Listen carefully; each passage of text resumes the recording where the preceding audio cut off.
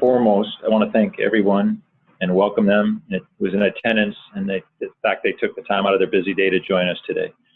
I'm Steve Baird, CEO and partner of the Nexus Group based here in Nashville, Tennessee. Our company history goes back to 1994 in the days of dial-up internet. We've come a long way since then, and now 2 data centers, one in Nashville, one in Knoxville. Our core competencies are data center, network, voice, and information security services. Since we purchased Nexus in October of 2014, one of our major growth areas has been information security. That has been driven by a few factors, market factors such as what you see in the news every day, a significant increase in customer inquiries, and my personal passion and background for security itself. Some of the specific areas of information security we've seen growth in are really firewall management, our unified threat management, next generation firewalls, the secure email gateways, the SEG products and services, security information event management, the SIM, and really one of the major hits is, in a good way, is vulnerability assessments and penetration testing. I mean, that's probably the #1 growth area that we're seeing. Our customers are kind of demanding that and asking as well. I mentioned my passion for security. I actually have a lot of time in the security space. I chased hackers as a federal agent in my younger years. I've been a chief information security officer for a Fortune 500 company and served fairly recently as the White House chief information security officer in DC. Politics aside, being in the center of the target for bad threat actors and many foreign counterintelligence organizations was actually pretty exciting. I don't remember getting a lot of sleep back in those days, but that's a different story. What my experience is telling me is that it is virtually impossible. It's a big statement, it's kind of bold, but to get ahead of these threats, I mean, is virtually impossible, right? It's the best we can do is try to keep up, and our star presenter today will dive into that a little bit, kind of give you a lot of detail around that. But collectively, we're all a moving target, no matter, some are higher targets or higher profile targets like the White House, and then there's our organizations that, may or may not be that high of a target. But in the end, we're all targets. I'm sure most of you will agree with that. Thank you for indulging me and hearing me speak about Nexus and my background. That said, in collaborating with our star presenter today, we both wanted to put together a webinar that would be both informative and kind of thought-provoking, not a product pitch or an infomercial. We want to present a real educational session and share real-world concerns and experiences. We also want your feedback and to listen to what you're going through. We also want to field any questions you might have. I know your time is valuable, so I'd like to introduce David Finger. David is with Fortinet, whom we work extensively with here at Nexus. David joined Fortinet roughly 5 years ago to position and launch the very first release of Fortis Sandbox. Soon thereafter, he helped establish the broader advanced threat protection solution and continues to lead the team today. Prior to joining Fortinet, David spent more than 15 years in the enterprise software and security space at companies like Trend Micro, Proofpoint, Santa Security, and more. David's a true SME and really knows his stuff. I hope you enjoyed today's webinar, and I'll now turn the mic over to David. Thanks so much, but I kind of feel like maybe you've got the much more interesting background. Maybe you should be doing the next one. But I no way. No way, David. Thanks so much for the opportunity. I promise that we try and keep this to a manageable 30 minutes because everyone has so much going on in the space. But the good news is this is just the start of an ongoing conversation. We actually have a couple more webcasts planned in this series that are going to move into a couple of the core concepts that we talk about today in much more detail. And of course, I hope that we do spark some good ideas and, as you mentioned, some thought-provoking ideas and approaches that we can have follow-on conversations about.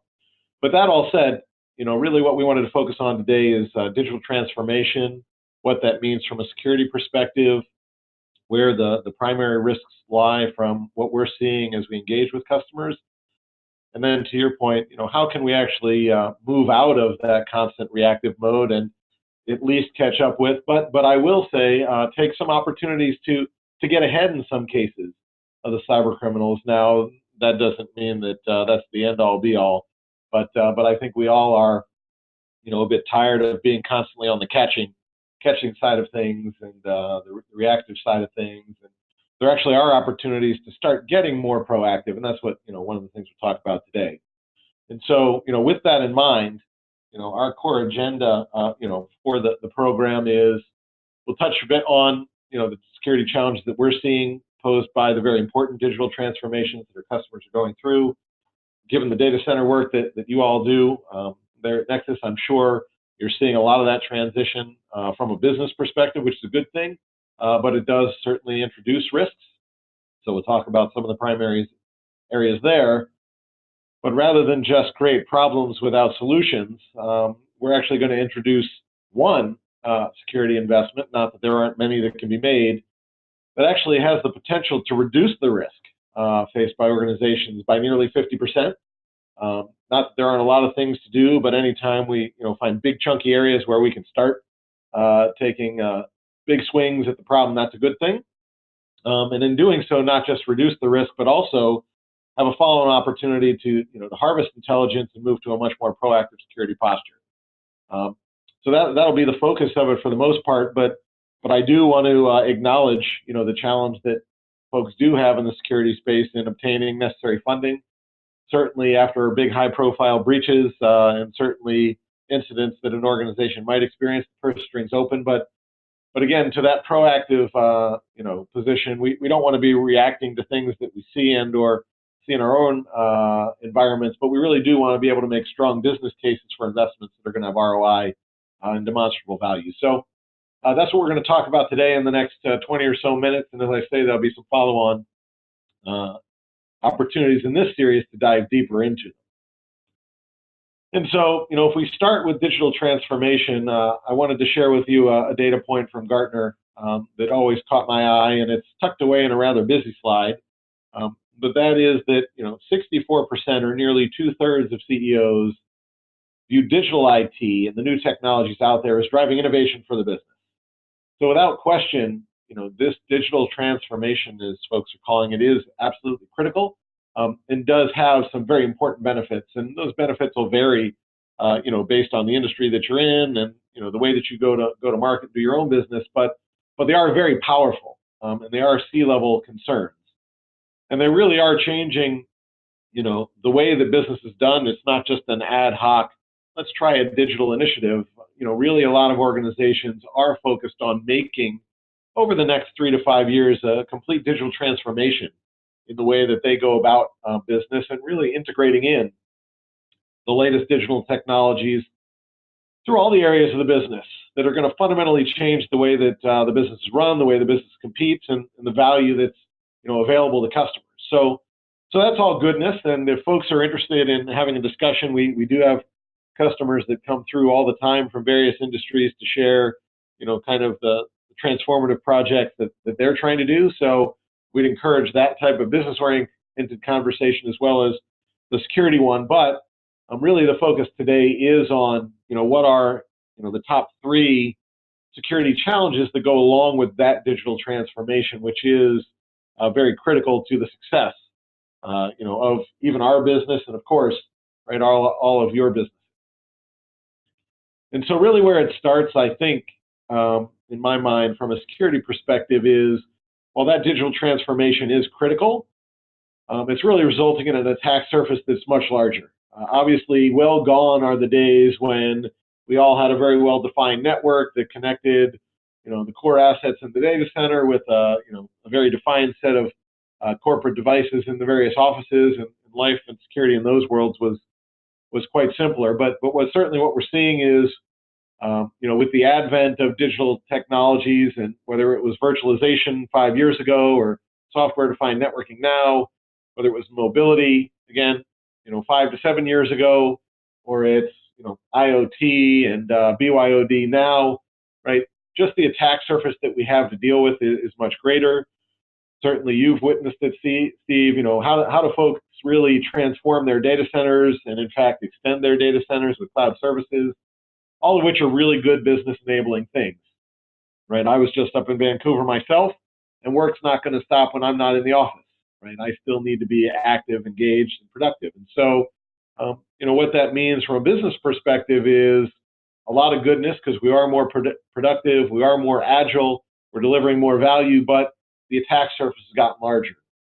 And that's just the tip of the iceberg. Is, a lot of us are starting to do more and more with IoT and even OT or operational technology as cloud services gain momentum. I think in the last threat landscape report, we were seeing the average organization has about 80 different SaaS and IaaS, infrastructure as a service and platform as a service offerings, in addition to the traditional data center. Right, those are, again, all great from a business perspective, help us be much more agile, but they do create, an even more expansive and dynamic attack surface. And when you marry the two, left and rightmost items together with the proliferation of devices connecting with a broader range of not just data center, but cloud-delivered services in many more different ways in the middle there, with secure connectivity out to those cloud services, optimized connectivity from branch and HQ to those cloud services, including the data center with SD-WAN, right? It's just that organization, right? Our organizations are much more diverse. They're much more dynamic, but the attack surface is much broader. And so really that raises a lot of different security challenges. How do we prepare for all these different devices that are accessing so many different services that are in, so many different public and private clouds? And so that is, definitely opens up a range of different security conversations and risks. And so we're going to focus in on, within all those security opportunities, let's call them, really can we have some of the greatest impact in terms of addressing our risk? That said, it's not just about the digital attack surface, right? We know the digital transformation and all that new technology doesn't come for free. And so there's a constant competition for resources. You can see here a 2018 survey conducted by CIO Magazine, the range of areas of spend. And frankly, security doesn't even make that list. And so it's often overlooked. And just, a quick check, if you don't mind, for those that are here joining us, and I'll give a sense of also what I hear. How many of you do feel like, even with all that business-oriented digital transformation and technology spend, my security budget's actually up quite a lot? A lot defined as 10% or more. Or maybe it's up a bit. We've got a few to 5%, 9% spending up year over year, or are we pretty much flat? From down 2 to plus 2%, and so on and so forth. So if you don't mind, I'll go ahead and share the poll out to you all. Hopefully you all can see that. If you wouldn't mind, just take a moment and select which one you feel is most reflective of the spend in your organizations for 2018. So I'll give it just a moment. Hopefully you do see the poll options there on your screen. If you'd select A, B, C, D, or E, whichever is most reflective of your situation, that'd be great. And we'll go ahead and in just a minute we'll close that up. From my perspective, though, what I'm hearing from industry sources is that security budget overall is up, kind of in that 3 to 9% range, but it's relatively rare to find that 10% or more, and it's also pretty rare to be in the outliers of significantly down. So I appreciate those of you that have voted. It looks like, for the most part, you're actually seeing much more aggressive security budgets, which is actually quite good news from my perspective, because there certainly are a lot of things that we need to tackle. And so moving on, and I appreciate that. In addition to that attack surface, we already know that there are a lot of security investments that are made, and a lot of security vendors that one needs to address, right, and manage. And so already, without that broad attack surface, when organizations come in and that I talk to them, I'd say routinely they have about 15 to 20 different security vendors in their enterprise environment. Certainly, the smaller the organization, the more likely it's going to be a smaller number. I've also seen industry stats that indicate it might be as many as up to 80 different security vendors for larger organizations. That's quite a number, and that comes with a pretty significant management burden, procurement burden for sure, and it's just a lot more complexity at a time when we're trying to transform our businesses. Right? We've got a lot of different security infrastructure. We've got a lot of different security consoles. we have a lot of different orchestration systems for those security consoles, whether it's software-defined networking, for example, or SD-WAN, where we want to embed security. And so in addition to that broad attack surface, there's quite a bit of complexity that's out there. And then just rounding things out, that complexity also comes at a price. And so really with, that stage set, so many business enabling initiatives to tackle, all of which require money, a much broader attack surface, already a complex security infrastructure. I get questions all the time, right? I'm moving to, say, the public cloud, AWS, Azure, Google, Oracle Cloud, and so forth.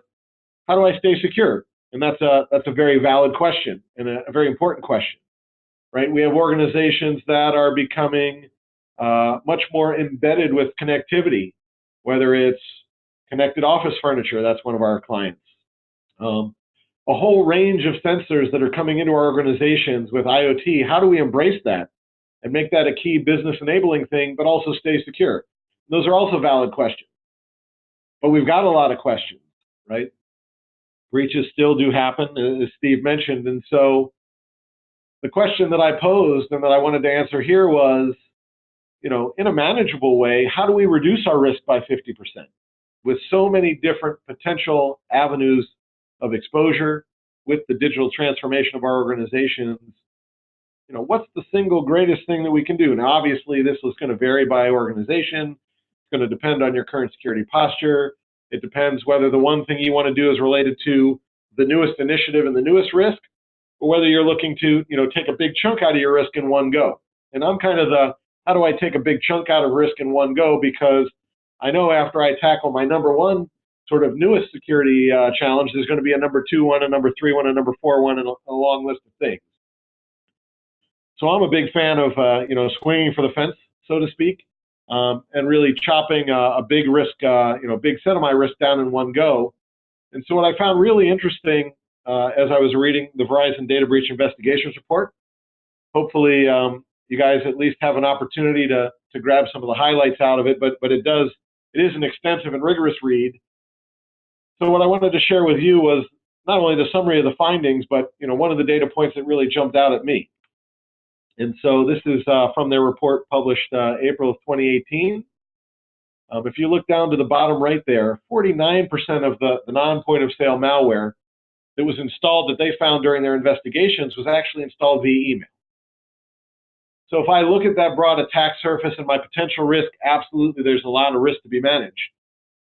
But if I want to reduce my risk, based on what Verizon's reported both this year and next year, what we're seeing in the labs, right? If I want to look at the way that malware successfully got in and installed, not just could get in, but successfully got in and was installed, if I've got a good, strong email security defense, then I remove my risk of installed malware, again, based on their 2018 report, by 49%. It's okay, that's not 50. I promised roughly 50. I think that's close enough to the 50%. If in one go, right, I improve my email security such that I can cut off that one attack vector of email, right, then the risk, as quantified by Verizon in their report, can be cut in half.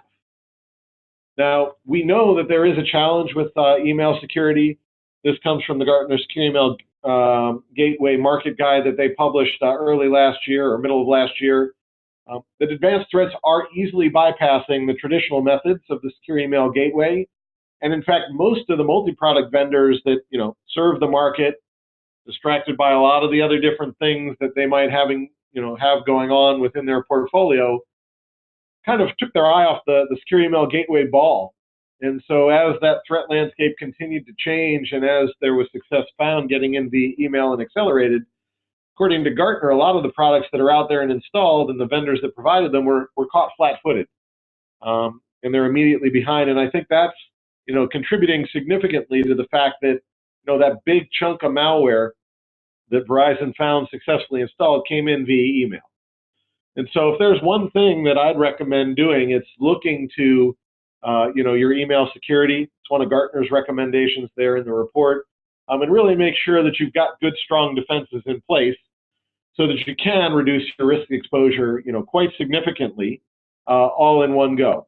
And so really, what that means, and this is really a topic that we'll dive into in our follow-on webcast in more detail, but what it means in short is there are 8 key capabilities that one didn't need to have in a secure email gateway 5 years ago when you might have put that solution in place. And for many of us, it was quite a bit longer than that, right? So if you don't yet have a secure email gateway in place that will, be ready to deal with attachment-based advanced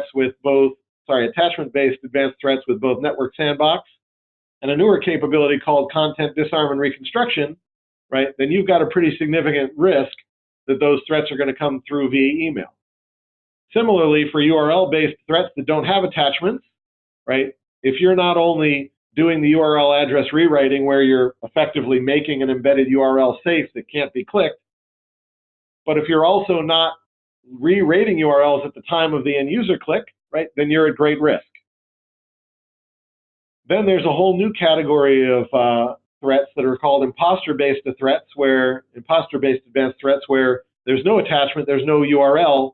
If you're not doing things like sender authentication with DMARC or display name matching for spoof detection, so on and so forth, if you're not doing those things, again, your secure email gateway has fallen behind, just as Gartner's noted, and you're at significant risk of those threats coming through via email. So if you want to ensure that you're addressing that 49% of malware that was installed last year via email, right, you should be looking to make sure that you have these capabilities in place.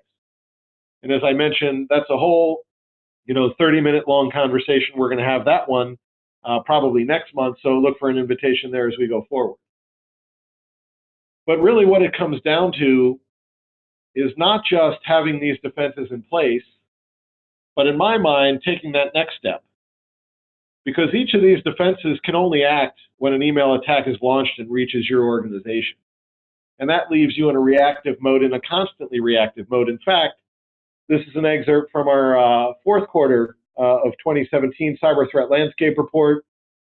Just one note to call out. In that quarter, our lab saw nearly 18,000 unique pieces of malware and variants of malware that would not be detected by traditional signature matching over the course of the quarter. And if you do the quick math, that's why I rounded up to 18,000. If you think about the fact that there are pretty much 30 days in a month, 3 months in a quarter, roughly 90 days in a given quarter, and we saw 18,000 unique pieces of malware in that quarter, that means that each and every day, on average, we're seeing 200 brand new pieces of malware that had not been seen before.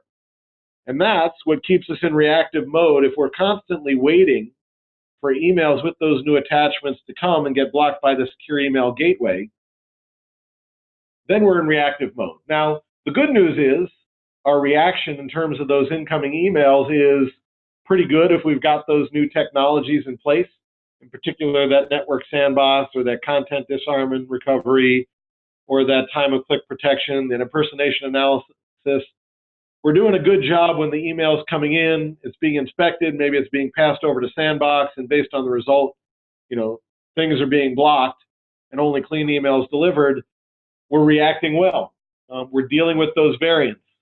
But there's actually an opportunity to turn the tables on the cyber criminals and get much more proactive, right? That's the promise that I really see, because there's another step that's available, right? Absolutely, I encourage you all to make sure that you're, doing these first 5 steps with the technologies that Gartner's identified, and if not, looking at how you can supplement them. But if we really want to get ahead of that constant set of new attacks that are coming in on a daily basis, there's actually an opportunity that's being missed. And that's because in our sandbox, we're actually looking and uncovering a whole threat lifecycle and a whole set of supporting cybercrime infrastructure that's going into the rating that's coming back to the mail gateway and is ultimately resulting in threats being blocked. But if we're not actually harvesting that intelligence and creating new intelligence and sharing that across all of our security infrastructure, then we're always going to be behind. right? It's great if I've got an email that comes in, it's got a URL, it reaches out to a new site, it downloads malware. We see that in the sandbox, we get a rating back to the mail gateway and we block it. That's good, right? We're protected. But what happens when the cyber criminal realizes his email's not getting through?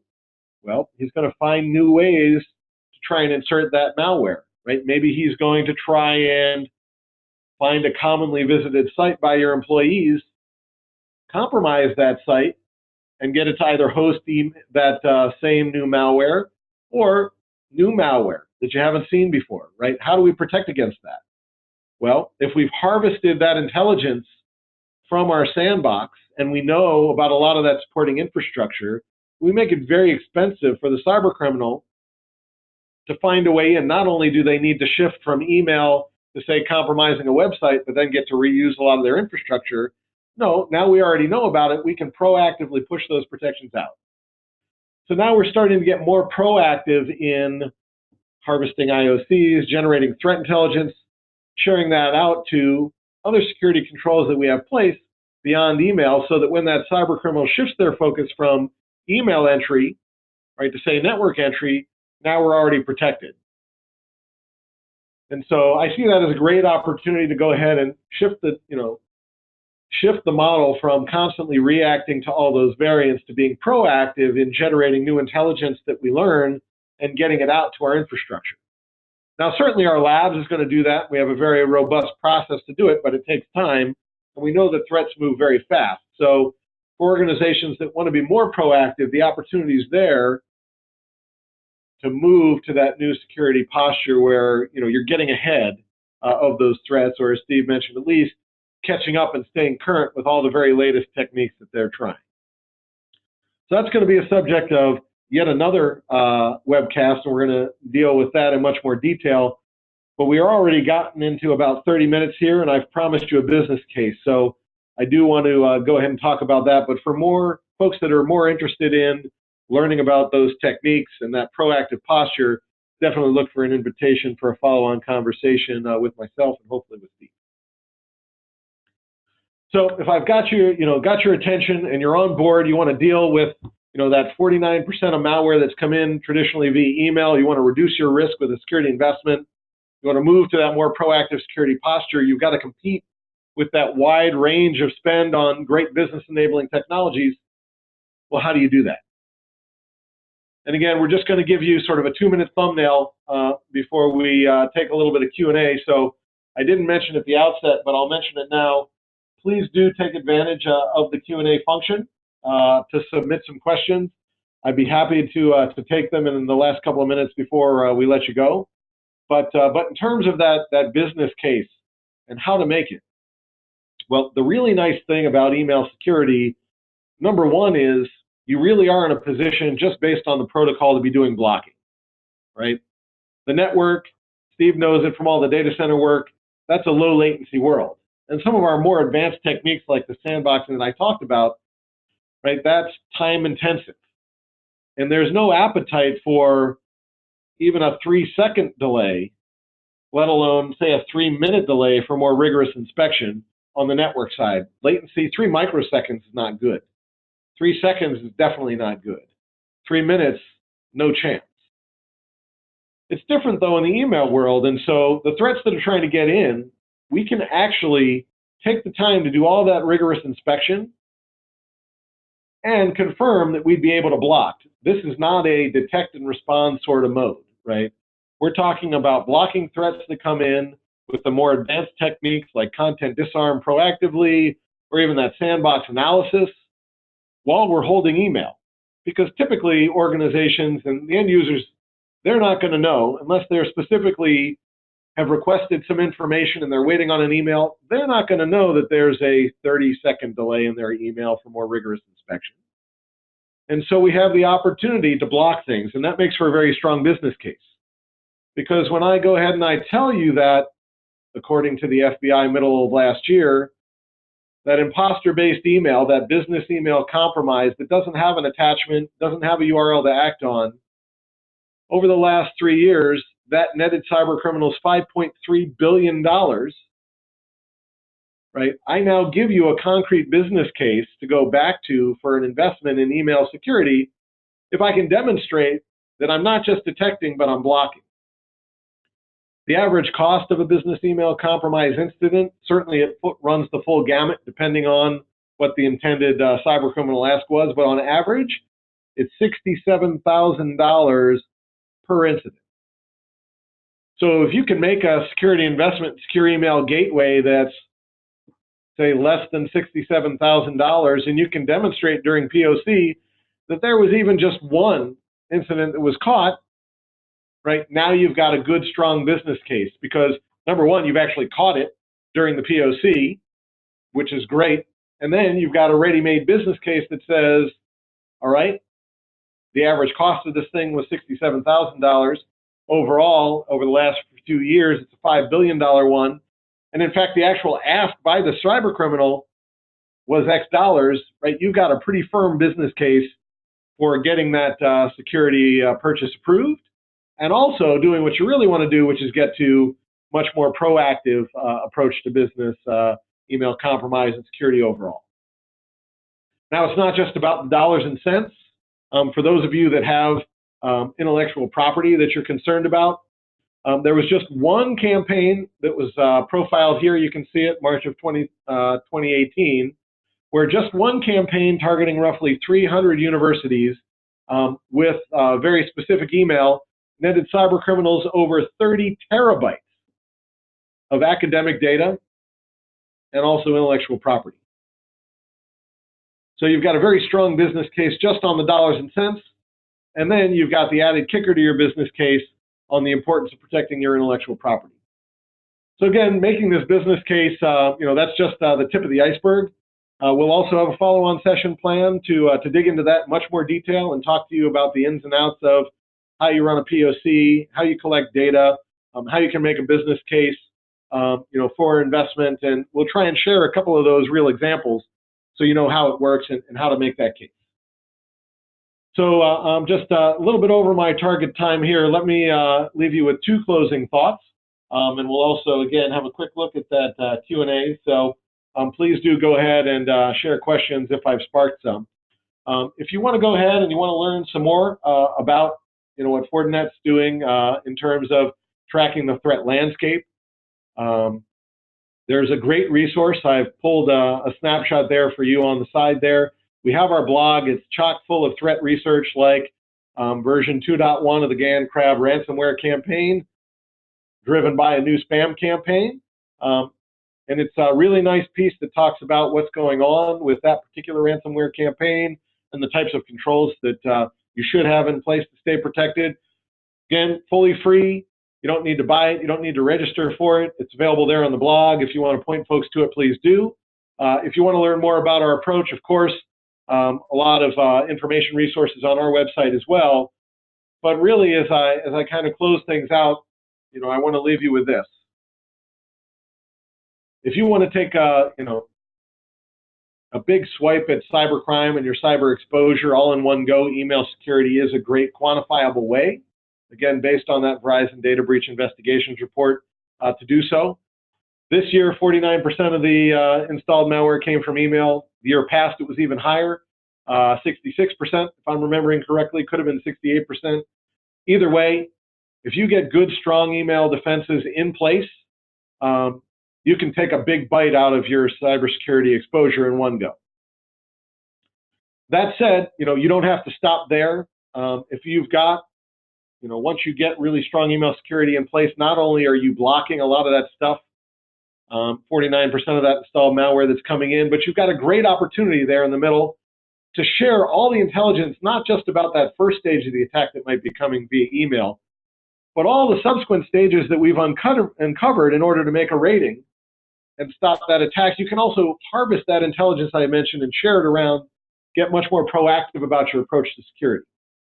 We can definitely make the business case for it because email is a blocking control, and we are blocking some very significant things, such as that $5 billion that the FBI has told us have successfully been exfiltrated or attained through fraud by cyber criminals and business email compromise. but there are plenty of other ways that we make that business case, and we'll talk about that in some subsequent sessions. So with that, I'd love to run one more poll and also give you just a minute if there are other questions. And Steve, if you've got some questions that you'd love to kind of throw out, they're most welcome. But I'll go ahead, and I do want to move to this second poll and see how well we've done. And give us a gauge of your impression of email security today, and I'll launch that poll. Whether you feel like with that digital transformation, a lot of the business projects that you've got going on, or even security projects you've got teed up, maybe you've got way too many other security and other issues to deal with first. Perhaps I've started to shift that mentality, but perhaps not. I'd love to get your take. Or perhaps you've recently improved email security and got some of those new technologies in place, like content disarm and reconstruction, some good, strong protections across, against imposter email. That's great to know. Or, perhaps we started to open your eyes a bit, and, you do need to look into what you're doing for email security and how well you're covered, and, whether or not you have the opportunity to get more proactive and so on and so forth. So if y'all wouldn't mind just taking a minute to give us a gauge, that'd be great.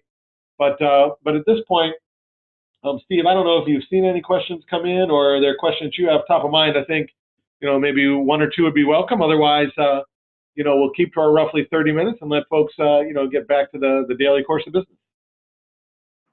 Yeah, I cannot see the questions, but my understanding is there are some in the queue. Is that correct? I actually see one question here on the chat box. Were you able to answer that one? I haven't gotten into it yet, so if you want to read it out for us, I'll take it real time. I don't mind. Sure. So Todd is asking what security venues are in the most demand from your small to mid-sized organizations, and what risk are they bringing to protect against? Got it. So, it depends on whether or not, we're talking about the fastest growing area versus, kind of the most common spend.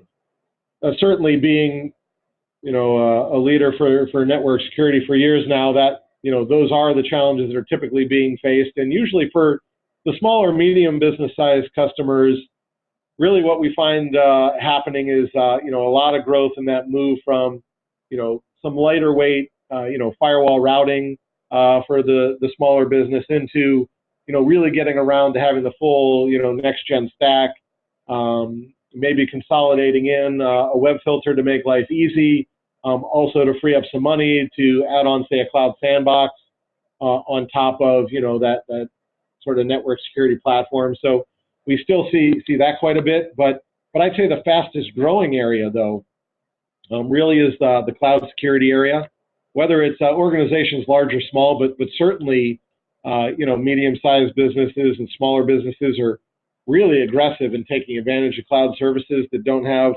upfront, big upfront costs, and really have little to no ongoing, maintenance. And so that's really attractive. And so we're seeing a really big uptick in adoption of the cloud security components that go along with, the rise in those cloud services. So definitely see folks dealing with cloud quite a bit. So, as I mentioned at the outset, I don't want to take away from the need to do some very necessary things like, upgrade that network security if you've not yet done it, or have the right controls in the cloud.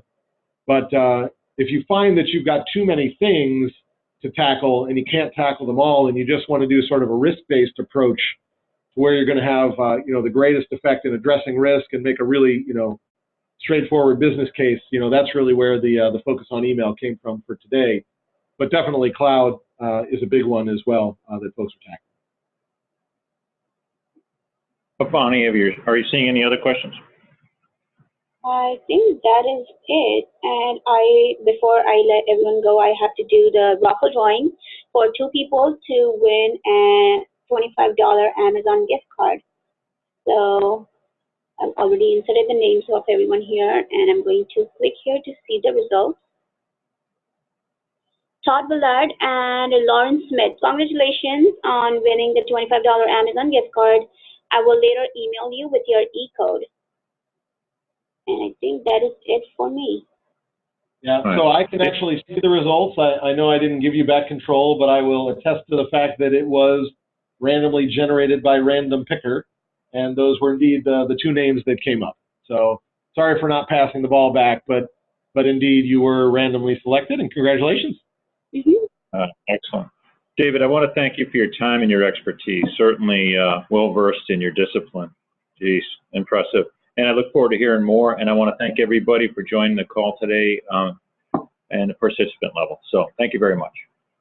Right on. Thanks, everybody. Thank you, everyone.